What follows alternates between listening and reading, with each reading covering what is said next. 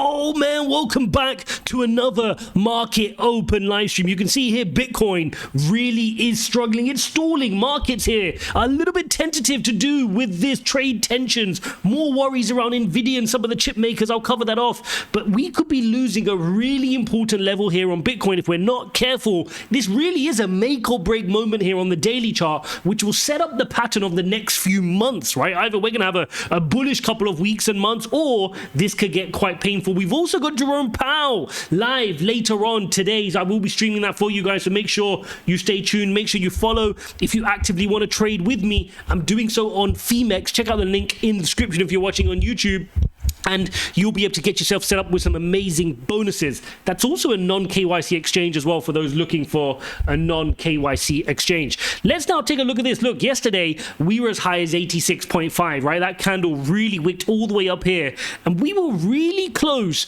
to reclaiming our daily EMA ribbon. Would have been a major coup. We already know we're breaking out from this white trend line, right? This is a long-term trend line from January. We've got the breakout. We're coming back in, looks like, to retest. But if we just went above that EMA ribbon, we would have been hugely bullish here. Unfortunately, American markets, when they opened yesterday, gave us a downer. We then ended up closing the day back down 83.6. Today hasn't been much better. We're now sitting at about 83.9. US markets have just opened up. Let's check in on the US markets to see how they've opened up. Slightly, you can see here in the red, given some of the fears around some of the Nvidia and chip makers, which we'll come on to shortly. So for Bitcoin, the battle remains the same. Either we close above 86 and get above our EMA ribbon, otherwise the bears are going to rejoice. The bears are going to want to curl us over and continue our downward trend. Now, if we curl over, it's okay as long as we pick up some support, right? We got to get a higher low. We got to make sure we get this kind of pattern, can maybe come back and test this trend line. That's fine, but it's not ideal. Yesterday we had the momentum. We could have just closed above and worked our way higher, but markets did drag us to the downside. So it shows that markets still are tentative, still are nervy, and don't quite know whether they're able to run just yet. And that's what's stalling this markets. No reprieve on altcoins, right? If Bitcoin's not moving, you're not going to see your altcoins move. So if you're waking up today, checking your altcoins, expecting it to go through the roof, it's not going to happen, right? The landscape needs to get much more bullish and positive. This is an accumulation time in the market. This is not a time for you to be celebrating your portfolio being green. This is not the time for that right now. Let's check in on the suits. It's going to be history soon. For us as a parent company, it'll just be yet another company. Really? Yes, because we're going to be our own company. We don't have a name yet. We'll probably stay close to it. We don't have a name. All right, guys, look, we got the NASDAQ down 1.7%. We got broad weakness in technology. Meta shares, by the way, down 2.3%. Well, Eamon Javers has been following that trial. Really I'm sure you guys reporting. read the story in the Journal. Excellent reporting about the bid-ask between Zuckerberg and the FTC. Yeah. He offered $450 million to settle the case. They were like, how about $30 billion? Yeah, those guys were far apart. Plus a consent decree. Yes. Yeah. Pretty big bid-ask there. And so they're at trial. And again, of course, as so often, everything seems to come back to what will the president do? Well, he hasn't done anything. Ferguson, the head of the FTC, apparently, and again, this is Journal reporting, not my own, certainly, made the case that why they should take the case to trial. And apparently Trump agreed. Can I just say Meta is ridiculously cheap? Now, I know Google's cheap, but I watched Josh Brown yesterday. He correctly said that Google is not something that people know. Why Google when you can ChatGPT. Right. Why do you change? I mean, there's a real potential threat to their monopoly in search as a result of the. And I like that, but there's nothing. Meta 700 million people use ChatGPT. Meta is our last bastion, other than TikTok. It's the answer to Mao. So why doesn't the president say stuff like that? Like, look, right now it's the TikTok is really run by the antecedents of precedents. They're run by Mao. It's run by the let's say. Let's check in a little bit on altcoins and some of the crypto market. Let's see if we're getting any reprieve anywhere in the market. We'll refresh the bubbles to see if there's any movers today. Nothing in the green, right? If anything, you've seen coins get a little bit hammered. Sonic down 7.8%, Bonk 9.7%, Hex 18%, Core is up 17% incidentally. TIA down 9.7, Ethena down 9.1. Nowhere to really hide today. A lot of red in the market, nervousness around Nvidia. Now, most of this is emanating from Nvidia yesterday. So Nvidia came out and they said that we're going to put a $5.5 billion charge in to account for some of the stuff between transacting with China. So that's why the markets are upset. Nvidia fell by 6%. We know Nvidia has a huge weighting on the S&P, and naturally crypto is correlated to traditional markets as well. And that's why we're getting a little bit of a red. European was pretty much slightly down today as well. Not dramatically, but it was down. Asia was slightly down in Japan. Hong Kong fell 2%, which is quite a bad day, to be fair, for Hong Kong, but otherwise now going into the US Open, we're a little bit red. Now, that's the difference from the last few days, right? The last few days, we've actually opened up a little bit green and then kind of given it up through the trading day. I wonder whether we can get the opposite today. Maybe we've started off red now. Markets have priced in a little bit of panic. Can we now get some positivity in through the rest of the day? That'd be something we could look towards here today. Who wants higher quality goods and services and food. You know, and I think that's the sweet spot of where we're focused in the market today. In case you missed it, on Bloomberg. Go. Everybody, what are we expecting for the numbers there when we get them? I mean, you know, the Journal had that thing about becoming a $1 trillion company. It's not neither here nor there in terms of what the quarter's going to look like. No, I keep hoping that they had a great quarter last quarter, as we all know. I mean, amazing. And that was, as I've referred to any number of other executives, sort of like, okay, they won. What's left? Right, they won. They won. They won. How about YouTube still doesn't have a lot of $415 billion market value? When is YouTube going to have a system of profit orientation for YouTube? I mean, that's all on the come. If YouTube was its own company, it would have a market value approaching that of Netflix. I agree with you. You saw them. It was the Moffett-Nathanson, no, wasn't it? Or another firm? I forget. I think it was Needham, maybe? No, I think it was talking about breaking out YouTube and how incredibly powerful that platform is. Well, they get the NFL package and they do very, very little with it. And it's like they should just hire someone from a major network and just say, listen, you know, some salespeople, because they're just not selling the product. You don't think they monetize YouTube as well as they could? Oh, God, not at all. Are you kidding? Really? Oh, no, I think it's like one of those things where it's almost laughable. Interesting. Yeah, Under-monetized. it's almost laughable, particularly in sports. I would be laughing, but I happen to like both the CFO and the president of the company, so I'm not going to laugh. They're nice people. Guys, Nvidia shares and AMD down almost identical percentages, a little over 5+% off of the lows that they saw. Off the lows, the bottom fishers coming in once again. They cannot resist. On the fact that they are going to have to seek licenses, very much unclear whether. Let's check in here on the S&P so you can see the chart here. You can see the big gap down from the pre-market indicating a red start to the day, but you can see just a little green shoot of green here as the market notches green to start the day. Again, Jerome Powell later on today. Let me just jump onto the Fed rate monitor tool so you can see what markets are pricing in.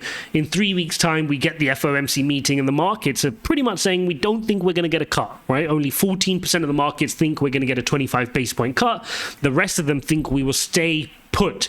Incidentally, we also got some good retail sales data today. I'll see if I can pull that up in a bit for you guys so you can have a read of it.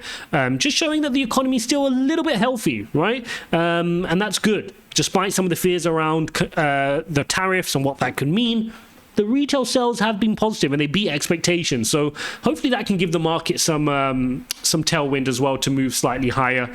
We'll watch out for that. Now, if we jump onto the calendar, you will see that Jerome Powell is speaking later on today. Let me pull that up for you guys. You do have other Fed officials speaking as well, but the main one of interest will be our good old Jerome Powell. If I can just find that here. There you go. Fed Chair Jerome Powell speaks later on today. So I will be tuning into that. I think it's 9:30 time, Dubai time. Not sure what that means for you guys, depending on where you're at. Let's check in on CoinDesk. Dogecoin wells accumulate. Solana hints at a consolidation.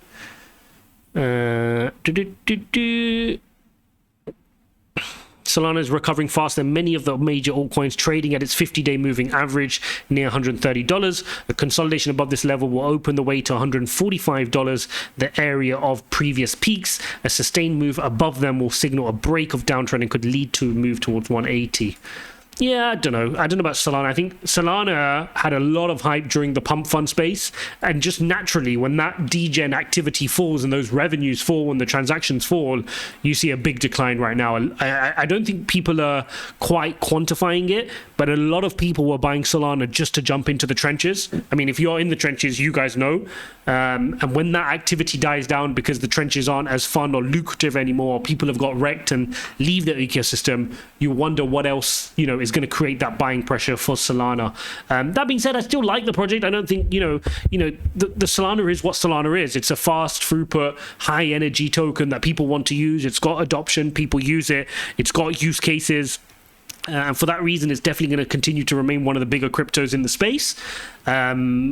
But again, just right now, it's going to move with the market, right? If Bitcoin can break out of its trend like I just shared with you, I suspect a lot of altcoins are ready to play this direction to the upside. It's not one or the other. Now, like we spoke about yesterday, in the meantime, if markets are tentative, you can see Bitcoin continue to hold strong, but altcoins relatively will pull back a little bit more because there's fear in the market, right? Bitcoin has this ability to still attract attention as a defensive asset. Remember, it has that duality, whereas altcoins are strictly linked to risk on. So if Bitcoin's going up but the market's nervous and Bitcoin's going up because it's a defensive asset and people are putting it there to park their money, you will not see altcoins move. You'll see Bitcoin dominance go up.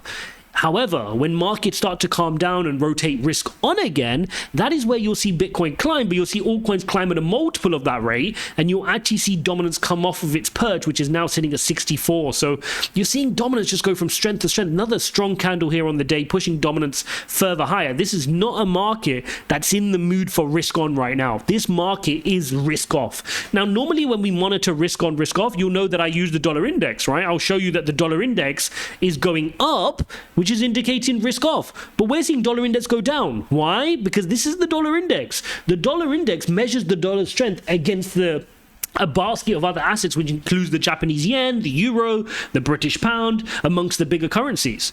Now, this is falling because, relatively speaking, the dollar is weakening versus those currencies due to it being in a trade war with China and what is going through with Trump's tariffs. Okay, so normally, so just to define that, the dollar index is going down, but we're still risk off, as evident by Bitcoin dominance going to the upside. Hopefully that makes sense to you guys.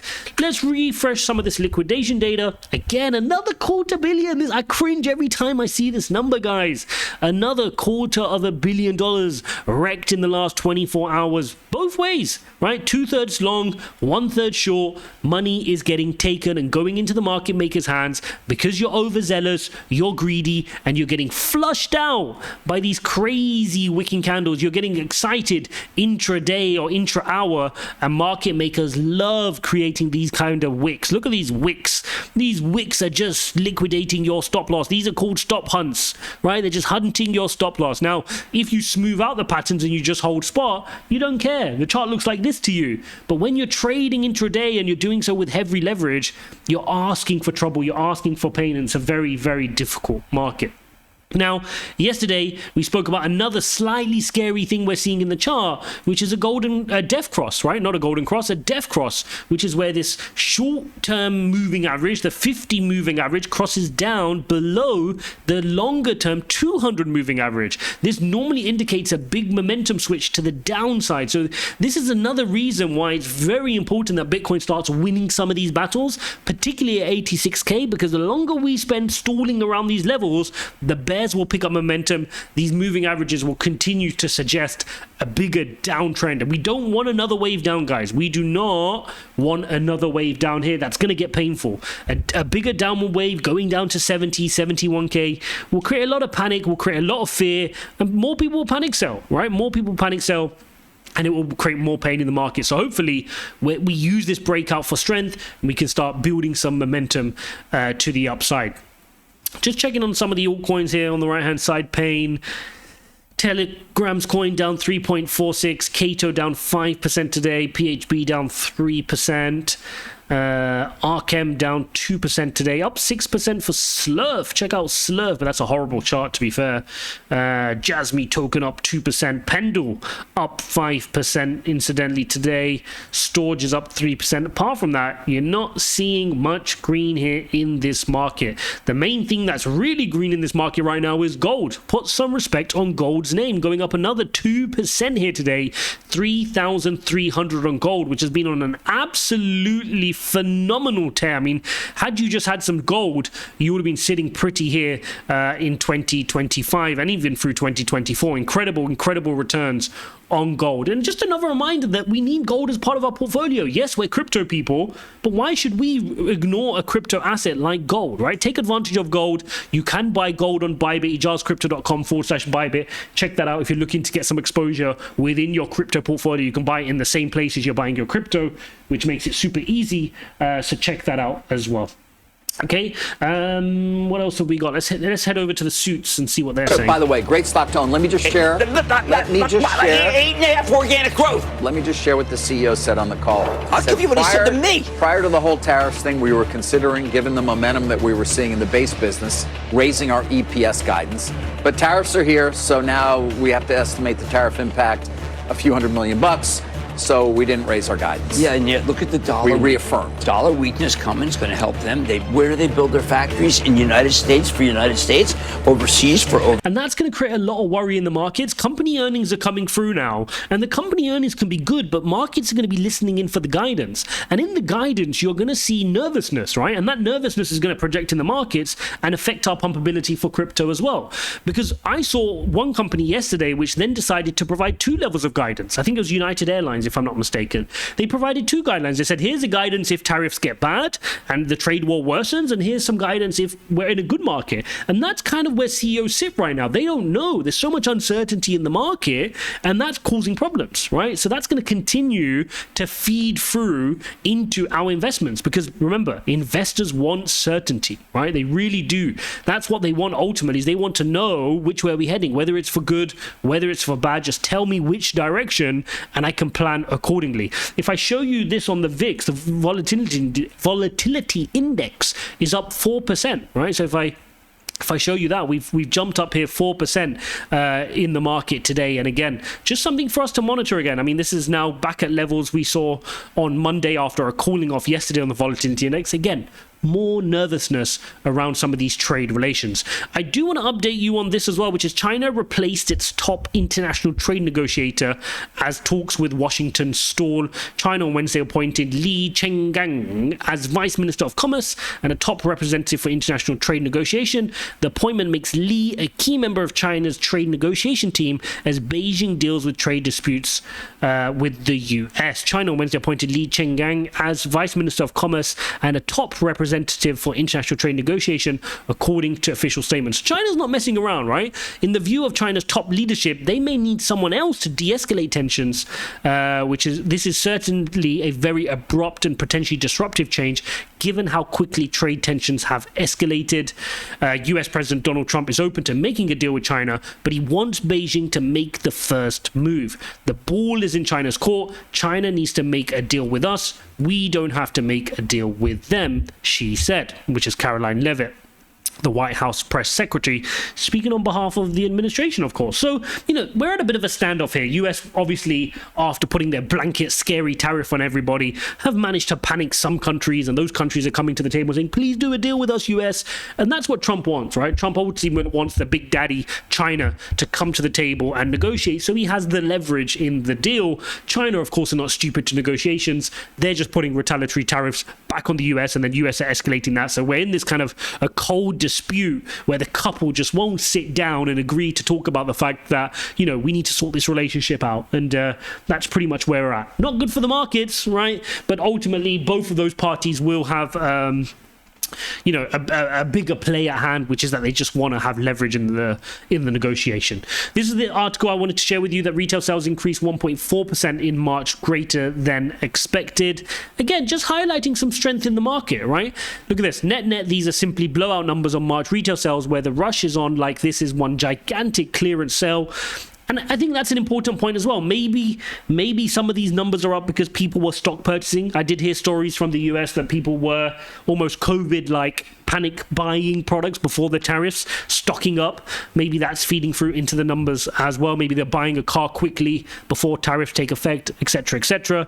We'll only find out in the next set of data, right? We're going to have to look towards that set of data in the next period. Index is down with it. It is not a small cap by any means, and that is maybe why the Russell isn't feeling the pain. You see other chip makers or chip making adjacent companies, Micron, ASML, and AMD, all down bigly as well. Tesla off 2.5% today, and this stock, this car basically was one of the big problems for Hertz. But Hertz is now up 15% after we learned of Bill Ackman's involvement. And Katie, with that, I'll toss it over to you. Yeah, it was up nearly 30% pre-market. That rally being tempered a little bit right now. As Matt said, Bill Ackman's Pershing Square has...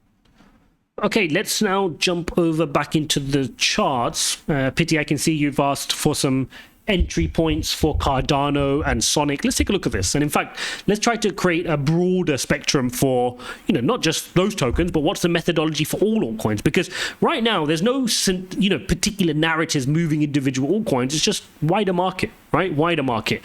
Now, if we go up to the weekly chart, you will see that Bitcoin is firmly in its EMA ribbon, right? With a chance of hopefully bouncing and getting out of this trend. If you take a look at Ethereum, you're well below. So if you like Ethereum and you want to hold Ethereum, crazy purchase prices here, right? That's a given. I mean, you're buying at prices which you've seen in October 2023. Let's now come down to Sonic. If you're buying at Sonic, again, less trading data available on Sonic since it changed from Phantom into Sonic. But again, I mean, this is a token that went up to 99 cents when the market was risk on, given the TVL, given the adoption. I expect that to come back. I don't see that getting any less. People are still building on Sonic. There's some amazing projects. People are starting to wake up to the technology. Andre Cronje is locked in, doing interviews, really active. I see this as a nice risk to reward here, still at 46 cents here on Sonic. Is anyone buying the dip on I mean, that's sitting at 79 cents right now, down about 1% here today. Horrible, horrible story if you haven't followed that. This project completely dumped in the matter of an hour. It was a $6 billion top 20 token and just kind of got obliterated. XRP is again in similar position to Bitcoin, firmly into its EMA ribbon. Again, a mean reversion, right? I mean, this is a good mean reversion back to the center line, down 40% from some of its highs. Let's continue down into Solana. Solana, well below its EMA ribbon, right? We spoke about Solana losing some momentum. Definitely a good pullback here. I mean, from some of the highs you were looking at, let's get the measurement on that.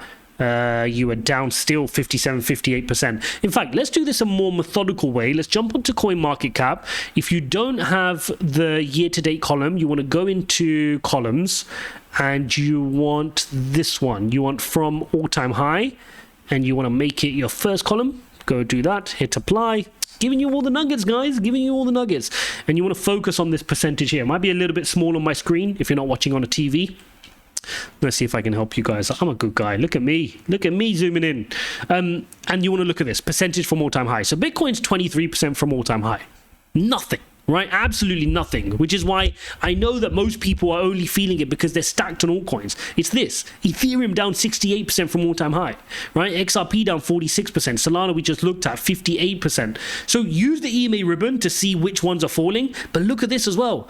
You asked about Cardano, 81%. What are you waiting for? 82, 83%, 84%? If this is a project you like and you want to hold into the next excitement cycle or the rate cutting cycle, what are you waiting for? Again, let me pull over the chart so you can see it.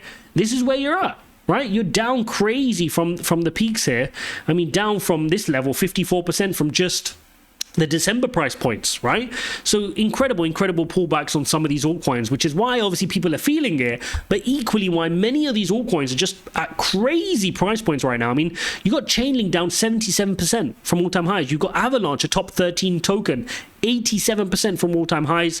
XLM 75%. I mean, if you're buying quality right now, and I don't want you to quote me on this, but you could almost take a dart and throw it at doubled on some of these top 20 plays, and you're going to be grabbing heavy discounts.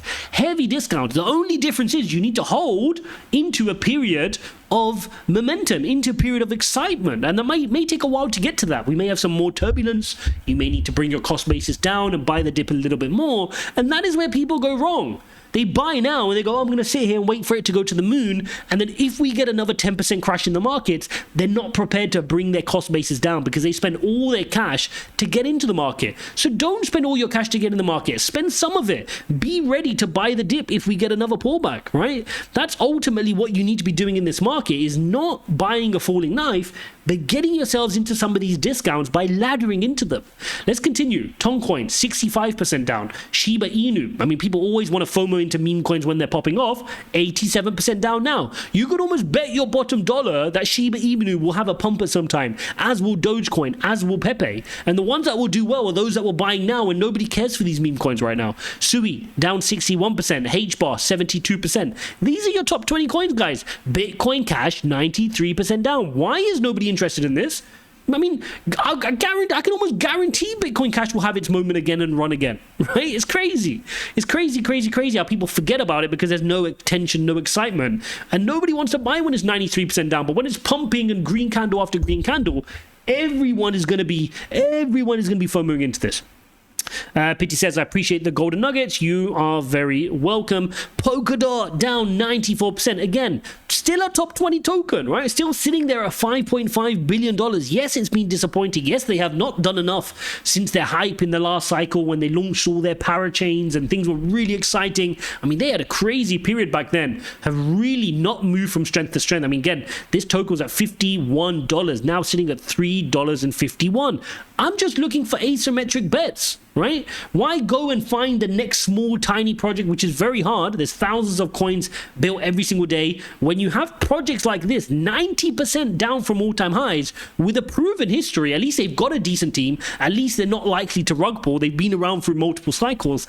You know, I want to make sure my portfolio has some of these quality, what I call blue chip tokens. You guys know that. Polygon, Chainlink, Avalanche, Sonic, which was previously Phantom and has a history. You know, these kind of projects I like to have in the portfolio. Doesn't mean I won't go for the new and exciting ones. I will pick them, but they're a lot harder to find those nuggets versus going through some of these ones which are just hugely retraced. Even Hyperliquid, which is relatively new, top 24 token here, down 57%, right? Incredible.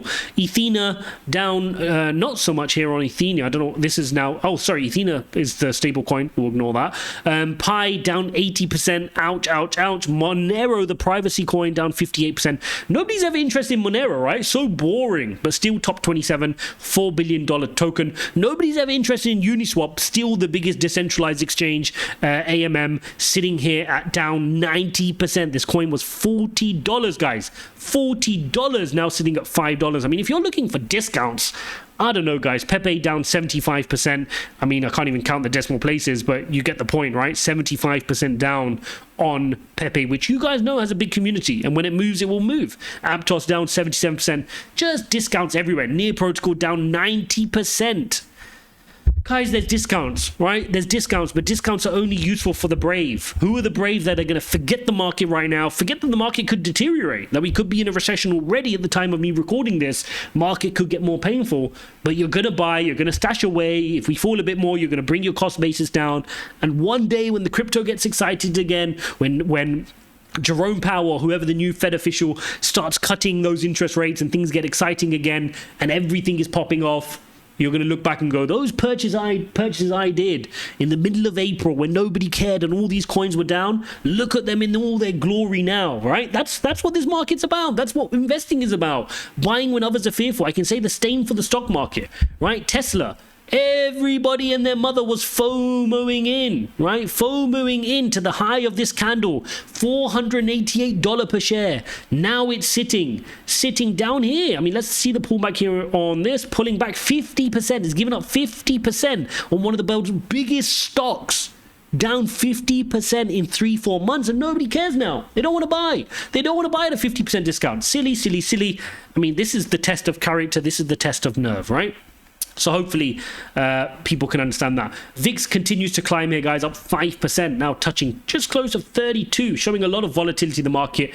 The S&P is just showing a red candlestick here today. Not a fun daily candlestick here. You can see the drop on this daily candlestick on the S&P. NASDAQ falling 2%, and it's going to be hard for Bitcoin to keep it up in this type of a market. I mean, it's gonna prove itself difficult. That being said, even though the Nasdaq is down 2% at the moment, Bitcoin is still flat, which is tremendous, right? Tremendous strength. Normally, you see Bitcoin exaggerate the movements of the Nasdaq. If the Nasdaq is down 2%, it wouldn't have been surprising to see Bitcoin down 3% or 4%. But right now, you're seeing Bitcoin try to hold strong. Again, we're at an important level, so hopefully we can hold some strength here on Bitcoin.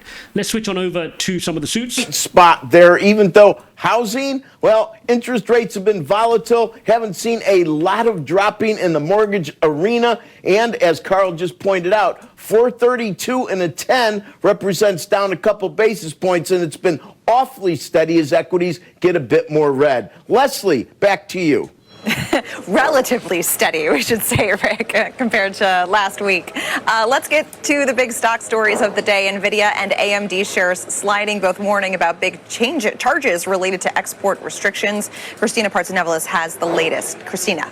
Well, it's been quite the policy reversal, Leslie. Nvidia announced Tuesday it faces, like you said, $5.5 billion charge after the U.S. government imposed new export restrictions on its H20 AI chips that are made specifically for China. The charge will be taken in Q1, and it'll cover H20 inventory and purchase commitments, as well as some related reserves, but comes just over a week. I remember reporting this 2 Fridays ago after CEO Jensen Huang reportedly secured a reprieve during a high-profile dinner at Mar-a-Lago.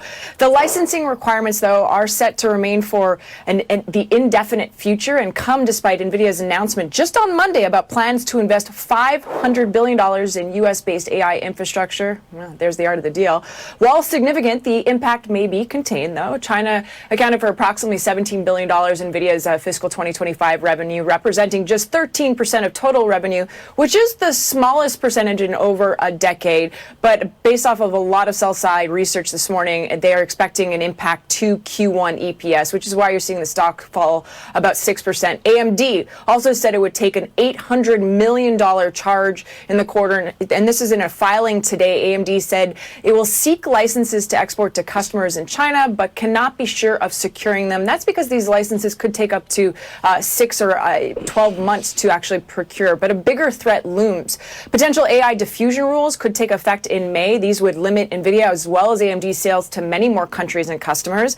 So this regulatory whiplash really highlights the unpredictable nature of tech trade policy under the Trump administration, where even personal appeals at million-dollar dinners don't offer guarantees. Carl? Christina, yeah. Or David. No. I just had a question quickly. I mean, you kind of answered it. The licenses. I mean, there seems to be an expectation in the marketplace they're not going to get the licenses, even though it's not being deemed blocking entirely the sales. That seems to be the way the market seems to be thinking about it. If you were to take the CHIPS Act and how long that takes to disperse and all the people involved, I know it's not exactly the same people under the Trump administration, but just think of all the paperwork they have to go through, figuring out where the supply chain, and then providing them with the license. So that is the assumption that it could take up to a year to even get. And then the chips would be obsolete to a certain degree. That's true, innovating so quickly. Still commerce, still the Commerce Department. Christina, thank you. Christina Partsinevelos. Let's stick with D.C. today. The president did launch a national security investigation into critical minerals that escalates the trade war with China. Our Megan Cassell is of the White House with the latest. Morning, Megan. Hey, Carl, good morning. That investigation, just one of a few moving pieces today on the tariffs front. Just before that, I just want to touch again on this Bitcoin dominance. I mean, we're touching levels here on Bitcoin dominance which we've not seen for, in fact, I'm going to go on the monthly chart to make this easier. Monthly chart. I mean, we've not seen 64 since 2021, right? This is a 4-year high on dominance. I mean, it just goes to show the strength of this asset class. And time again, I see people, particularly those that are so desperate to make money in the crypto space, which is those I'm trying to help educate here. They're so desperate to make money and quick returns that they forget the mothership. They forget to eat their veg, right? Which is why I make it such a pillar of my content to say, guys, eat your veg. I'm not telling you don't have your meme coins. I'm not telling you don't have your risky altcoins. I'm not telling you don't have all the other things you want to have.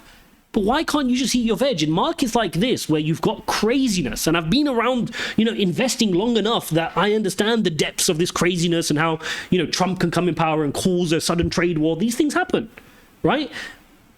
You're going to be thankful for having this in your portfolio. And if you've not had any Bitcoin here over the last, 4 or 5 months, you've just felt pain because altcoins have just not done anything. But had you have had some Bitcoin, you're not feeling as bad because, up to a couple of weeks ago, Bitcoin hit an all-time high, 109,000, 110,000, right? And you feel okay.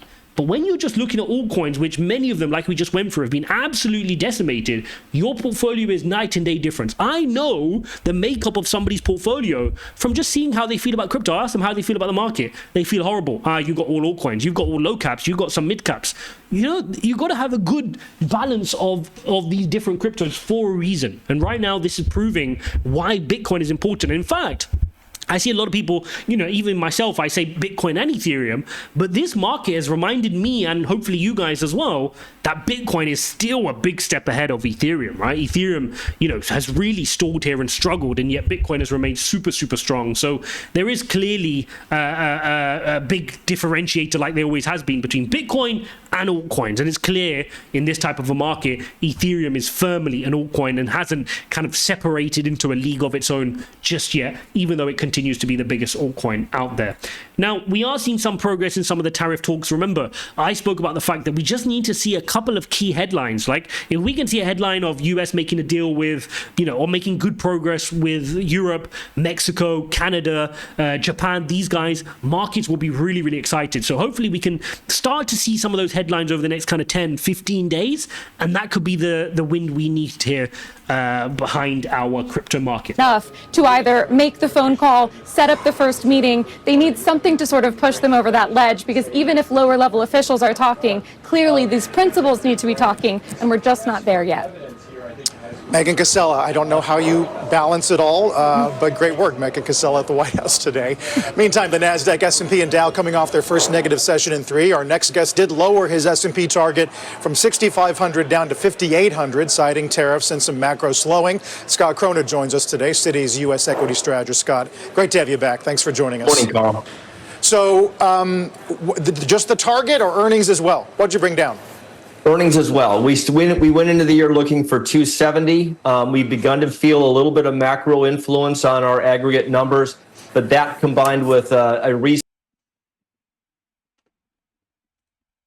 Oops, we've lost him. Finding out takes years and years to wring out of the economy, and very unfortunately, it affects every single person in the country. You know, when they go to the grocery store. I just want to remind you of this from yesterday, which is when we played some of this yesterday, but when Anthony Pompliano went to the White House to speak to Bo Hines, who's heading up the project management team for crypto. Listen to this. We've publicly said that we believe that Bitcoin is digital gold. And with the Strategic Bitcoin Reserve, we wanted to build a digital Fort Knox around that. And so I think for your viewers, and again, I'm not a financial advisor, and you know, obviously, as we all know, the crypto market can be extremely volatile. So I would recommend that you consult an expert before investing in any category in this space. But with that being said, you know, I would be viewing Bitcoin as gold. And how can you protect your own assets? How can you protect your value in the midst of other volatile markets? I think that's something that you should certainly be looking at investing into. The United States obviously has. We said that we don't want to sell any Bitcoin. We want to accumulate as much as we can get. You know, I would follow our lead there. I think that we have the right mindset, and we've obviously prioritized this asset class. And we've publicly said that we believe that Bitcoin is digital gold. And with the Strategic Bitcoin Reserve, we wanted to build a digital Fort Knox. So there you go, guys. You heard it there, right? Bitcoin is strategic gold. And I think that's what we need to remind ourselves. When you're seeing a crazy market like we're seeing, why are we scared to accumulate when major governments are accumulating? BlackRock accumulating, Michael Saylor's accumulating. You think other companies aren't accumulating? The thing is, you will hear months from now that, oh, on these pullbacks, that's exactly when everyone was buying. They're just not going to tell you until you get some green candles and you feel bad about it. Right? That's just how the game works. It's always worked like that. So when you get pullbacks like this, and this is a pullback, guys, right? We are down 20-25% on Bitcoin, even though it stood up great compared to altcoins. You got to remind yourself, are you scooping enough of this gold? Because it's only going to become more and more scarce. There's only ever going to be 21 million, and the whole world's attention is on this thing. You just heard it there from the US government. Right? You know about BlackRock, you know about Fidelity, you know everybody wants this thing. What are you waiting for? Why are you not making it a purpose for you to scrape dollars as much as you can? Avoid buying those silly trainers. Don't buy that upgrade on the car. Don't go on that fancy holiday and just scoop up some of this digital gold, which you'll look back on in 4, 5, 6 years' time and be like, thank God I did that. Right? What a great purchase on that pullback when everybody was panicking. Because the fact of the matter is, this is the Bitcoin chart, right? This is the Bitcoin chart that you're looking at on a monthly basis. It just climbs. And we spoke about, you know, looking at the gold chart as well. I mean, where's the gold chart gone? The gold chart is crazy, right? Again, another beautiful asset class. Nobody bought gold, you know, years and years ago and just has cried about it. No, I mean, this chart is going to go off my screen. It's that exponential. Incredible. People are looking for scarcity, right? People are living in a day and age where we have fiat currency, which is deflating by the day. Right? Just go back a couple years ago and your money actually went somewhere. Now you're spending thousands of dollars and you can't get anything. People are spending that on t-shirts, right? I mean, it's incredible how deflated currency, fiat currency has become. People have had enough of it. They want to put their money somewhere where it's preserved. Gold provides that. But Bitcoin is the better future-proof version of that. I'm not against holding gold. You should hold gold. Hold Bitcoin. Hold these things that are scarce. Get out of that garbage fiat currency and put your money to work in hard assets. And Bitcoin, for me, is the hardest asset of them all. The world is waking up to it. So these little blips here when the markets are nervous about these crazy tariffs doesn't undermine crypto for me, just reminds you of why I need to get as much as possible. So there you have it, guys. I will be with you guys later on today for hopefully Jerome Powell and the market close as well. If you appreciate these live streams, make sure you smash up the likes, make sure you're subscribed and all that good stuff, and I'll see you in the next one.